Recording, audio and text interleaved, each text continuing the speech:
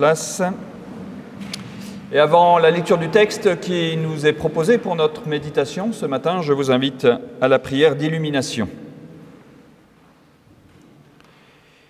Éternel, toi qui par ton esprit assembles les croyants en tout lieu de ce monde, inspire celles et ceux qui parlent et rends attentifs celles et ceux qui écoutent, afin que l'Évangile devienne la vérité de notre foi, que l'Évangile devienne la source de notre amour et que l'Évangile devienne la fermeté de notre espérance.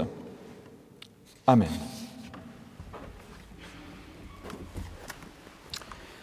Parmi les lectures du jour qui nous sont proposées dans les calendriers liturgiques, je vous propose ce matin, dans l'Évangile de Matthieu, au chapitre 22, les versets 1 à 14. 1 à 14, chapitre 22, Évangile de Matthieu. Jésus leur parla encore en parabole, et il dit : « Il en va du règne des cieux comme d'un roi qui faisait les noces de son fils. Il envoya ses esclaves appeler ceux qui étaient invités aux noces, mais ils ne voulurent pas venir. Il envoya encore d'autres esclaves en leur disant : « Allez dire aux invités, j'ai préparé mon déjeuner, mes bœufs et mes bêtes grasses ont été abattus, tout est prêt, venez aux noces. » Mais ils ne s'en soucièrent pas et s'en allèrent. Celui-ci à son champ, celui-là à son commerce. Les autres se saisirent des esclaves, les outragèrent et les tuèrent. Le roi se mit alors en colère, il envoya son armée pour faire disparaître ces meurtriers et brûler leur ville. Alors il dit à ses esclaves : « Les noces sont prêtes, mais les invités n'en étaient pas dignes.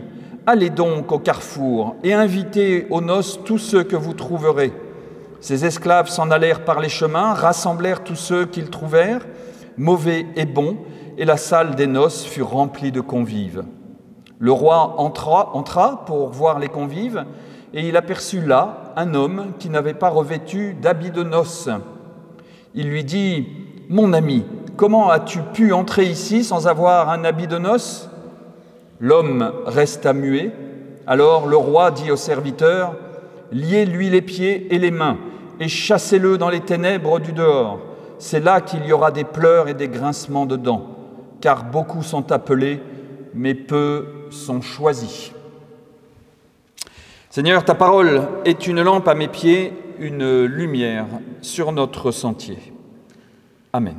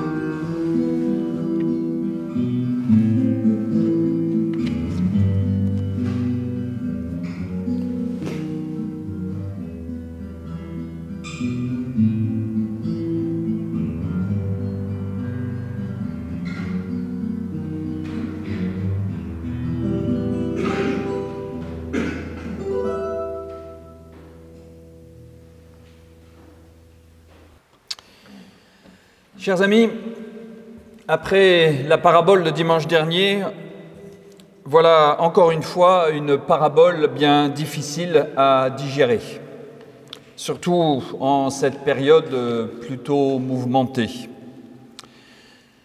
Comment lire cette parabole pour qu'elle soit une bonne nouvelle aujourd'hui pour notre vie ?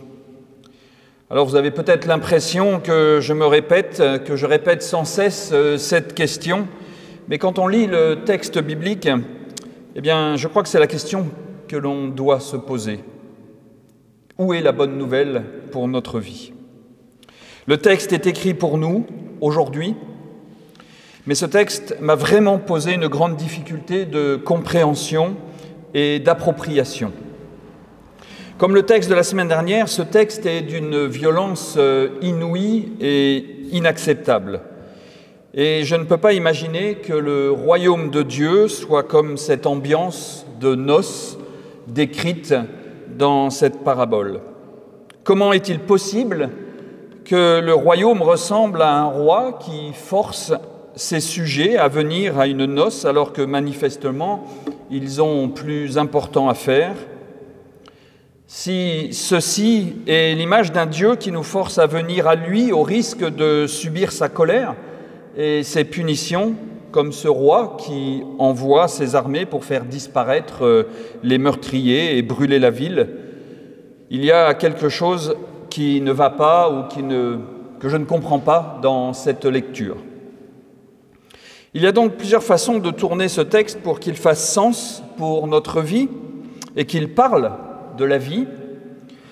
Alors je pourrais passer maintenant directement à la lecture personnelle que je fais de cette parabole, notamment dans ce contexte cette semaine de guerre et de terrorisme que nous connaissons. Mais il me semble important de voir les questions que posent les lectures plus classiques ou plus traditionnelles. C'est pourquoi je vous propose de faire une première lecture en nous arrêtant sur certains détails du texte. Et nous nous arrêterons d'abord sur le sens de la noce, du banquet, dans la Bible. Puis nous continuerons sur ce que symbolise ce carrefour où le roi envoie ses serviteurs inviter des inconnus, au verset 9.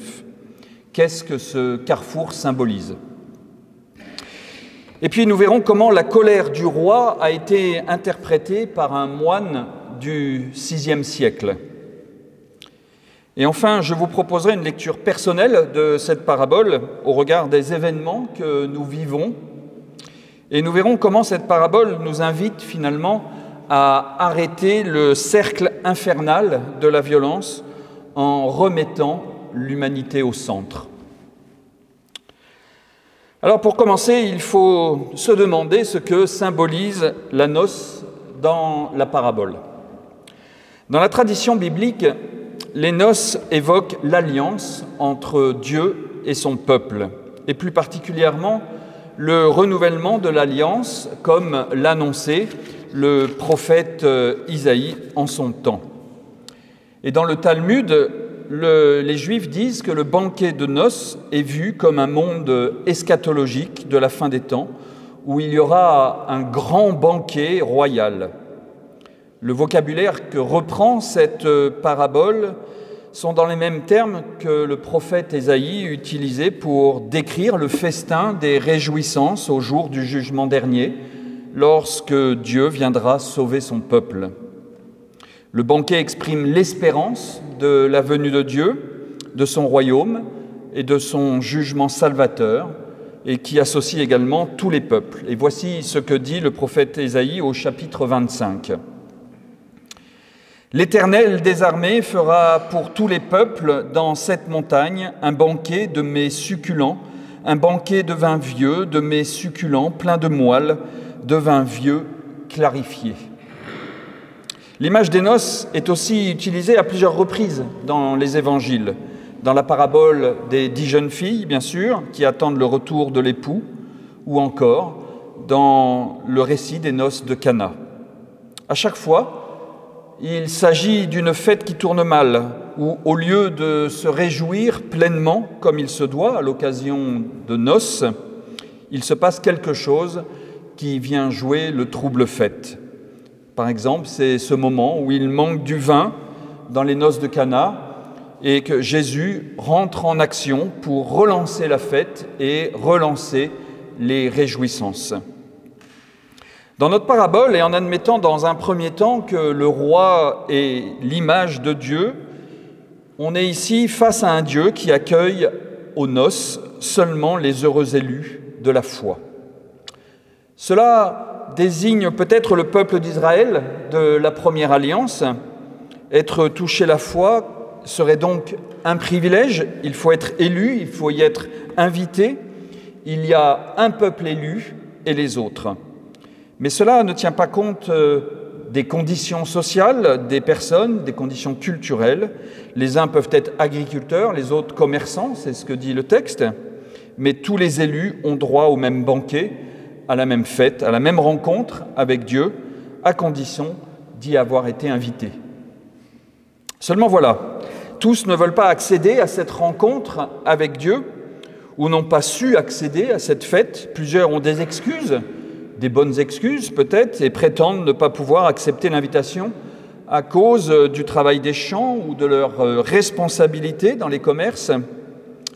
Cette première alliance ne fonctionne pas. Alors Dieu en appelle d'autres. Est-ce le signe de la seconde alliance ?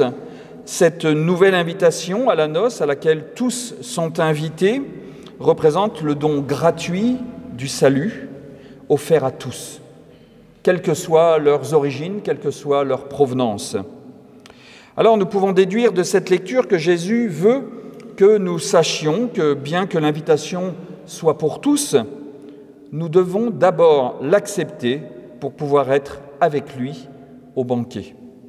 Dit autrement, cela signifie que même touchés par la grâce, nous sommes responsables de ce que nous en faisons. La grâce ne sert à rien si nous ne la saisissons pas. Si nous ne saisissons pas cette rencontre avec Dieu, eh bien, il ne se passera rien. Alors jusque-là, pourquoi pas, c'est une lecture bien sympathique, qui nous caresse peut-être dans le sens du poil, mais nous touche-t-elle réellement au cœur de notre vie, au cœur de notre existence, ce matin même, après une semaine bien mouvementée ? Surtout que la suite du texte est assez dérangeante avec cette lecture. Si finalement il ne se passait rien pour ceux qui refusent la rencontre avec Dieu, pourquoi pas, ils refusent la rencontre et bien qu'ils aillent ailleurs, à leurs occupations, on pourrait ne plus en parler. Aujourd'hui, si quelqu'un ne vient pas à l'église ou ne croit pas en Dieu, on ne le condamne pas et on ne va pas lui courir après pour le tuer. Et mieux, Jésus nous appelle même à l'aimer. Mais là, dans ce texte, Dieu se fâche, Dieu punit. Vous refusez la grâce qui vous est offerte, vous refusez l'invitation que vous lance Dieu, vous serez punis, châtiés, voire tués. On peut se ranger derrière une lecture historique pour expliquer ce texte de la parabole, qui consiste à voir ici une référence à la destruction de Jérusalem en 70. Et l'auteur de l'évangile de Matthieu laisserait entendre que Jérusalem a été détruite parce qu'elle a refusé de suivre Jésus-Christ. Mais aujourd'hui, au XXIe siècle, je regrette, mais je ne suivrai pas ce type de lecture qui consiste à croire que Dieu se venge sur les hommes ou les punit en déclenchant des catastrophes humanitaires terribles. Cette lecture ne prend pas sens dans ma vie, dans nos vies, et encore moins ces derniers jours. Alors, continuons à nous intéresser aux détails du texte. Et il y en a un autre qui a retenu mon attention, c'est ce carrefour. Au verset 9, le roi dit « Allez au carrefour et invitez aux noces tous ceux que vous trouverez. » Et j'ai trouvé cette image du carrefour très intéressante qui, en plus, ce carrefour se trouve au milieu du texte, au carrefour justement d'un changement de ton dans l'histoire. Ce carrefour, il me fait penser à ce fameux cantique « Seigneur, nous arrivons des quatre coins de l'horizon dans ta maison ». Les invités à la noce viennent donc de tous les coins du monde. Au début, c'était seulement ceux qui étaient invités, c'était seulement les heureux élus. Maintenant, tous sont invités à croire, peu importe les origines. Alors ce mot « carrefour » qui n'est utilisé qu'une seule fois dans tous les évangiles, eh bien, littéralement, le mot grec traduit par « carrefour » veut dire « au travers des sorties ». C'est un point de sortie, ce carrefour. Cela ne signifie pas seulement des routes qui se croisent, mais ce sont des nouveaux départs, des nouveaux chemins. Un peu comme une route principale d'où partiraient ensuite plusieurs routes secondaires. L'image est intéressante parce que cela veut dire que le roi invite des personnes qui viennent de toutes les directions, de toutes les origines culturelles et sociales, mais surtout, il invite des personnes qui sont sur des routes secondaires, des routes de second choix, donc des personnes qui ont une foi faible, fragile, des personnes qui ont une foi de charbonnier, des gens qui croient tout simplement, mais qui se moquent finalement de tous les dogmes de l'Église. Cet aspect de la parabole pris à part est finalement intéressant parce que trop souvent on croit avoir une foi un peu trop faible, on a l'impression que notre foi est moins sincère que celle du voisin et que finalement nous n'en sommes pas dignes. On croit que Dieu s'intéresse seulement à celui qui connaît la Bible par cœur et qui récite toutes les confessions de foi du monde. On pense que ce voisin arrive à prier, moi non. Lui, il dit qu'il a rencontré Dieu dans sa vie. Moi, non, jamais. Je ne sais pas ce que cela veut dire, rencontrer Dieu ou rencontrer Jésus-Christ. Lui, il dit qu'il a l'espérance, et moi, je ne sais pas ce que ça veut dire, l'espérance chrétienne.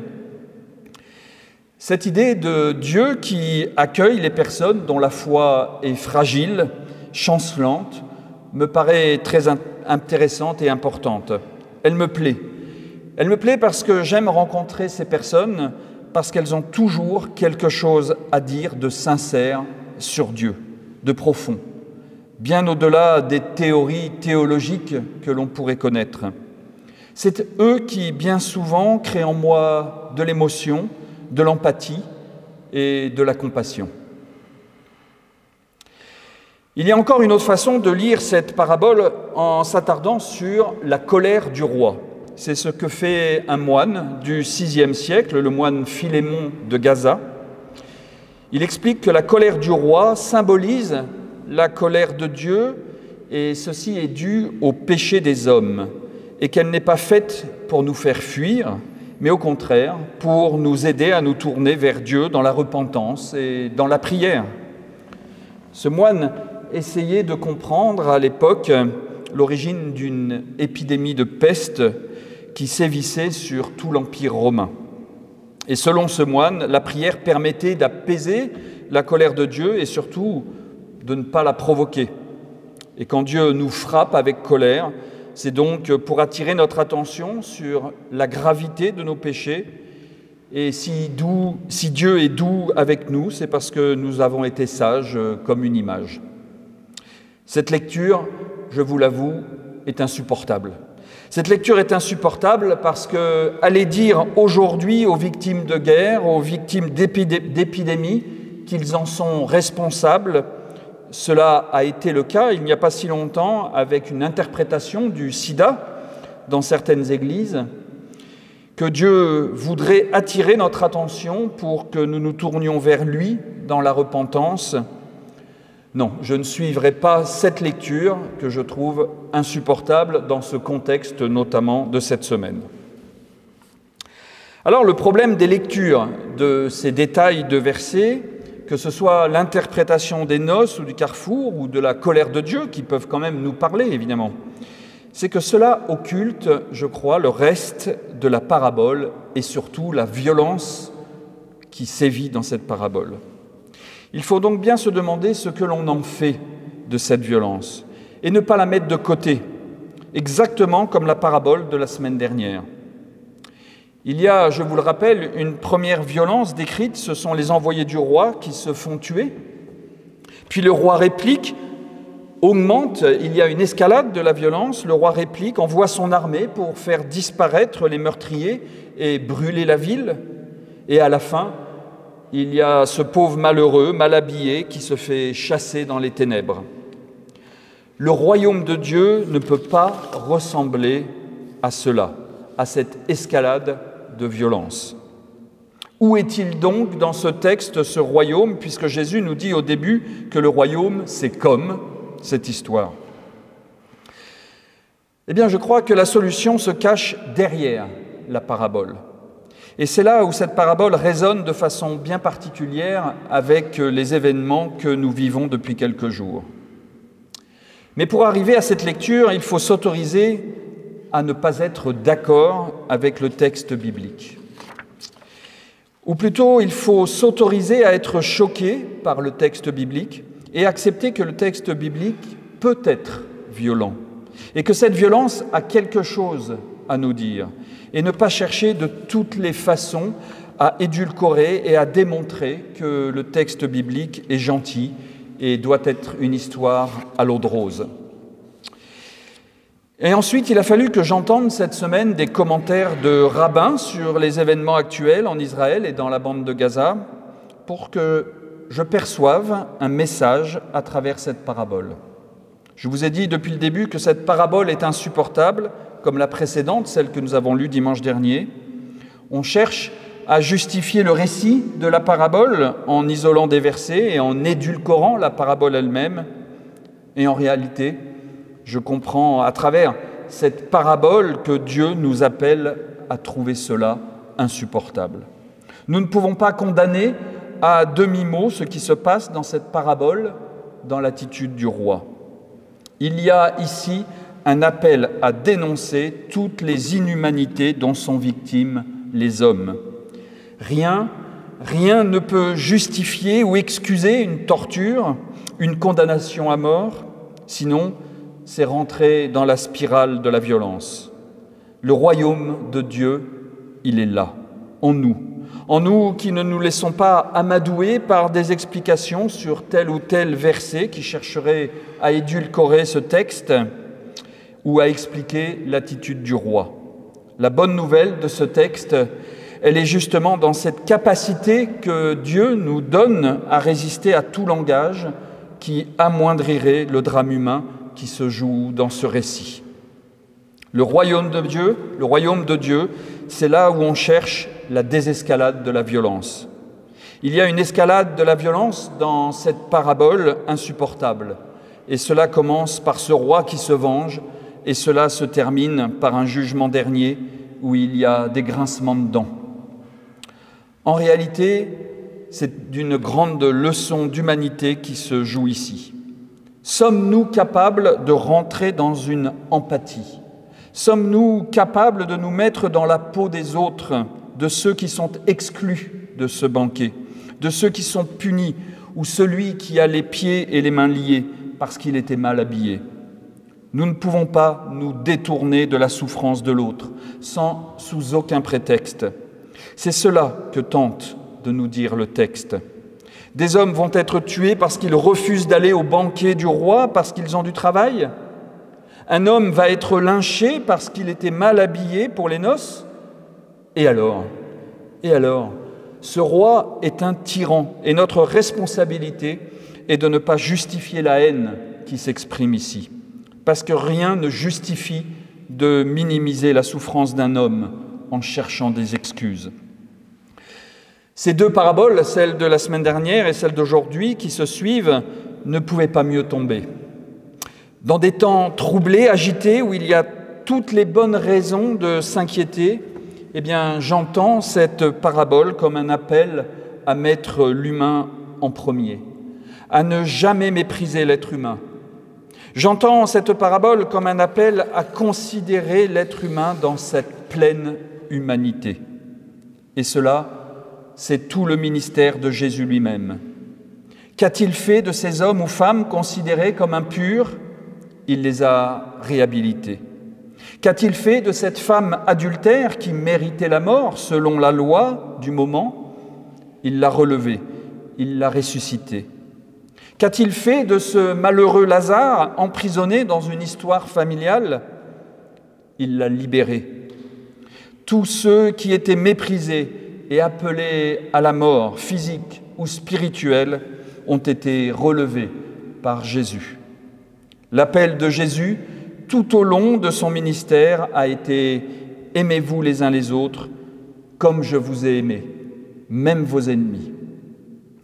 Alors j'entends cette parabole comme un appel à la vigilance, je l'ai dit, à ne pas nous laisser hypnotiser par des discours qui disent « ils l'ont mérité, ils l'ont cherché », à ne pas nous endormir sur des discours d'indifférence, parce que ce sont des discours de mort. Dieu a mis devant nous la mort et la vie, et il nous demande de choisir la vie, parce que Dieu transcende, dépasse les situations mortelles, l'amour étant plus fort que la mort. Amen.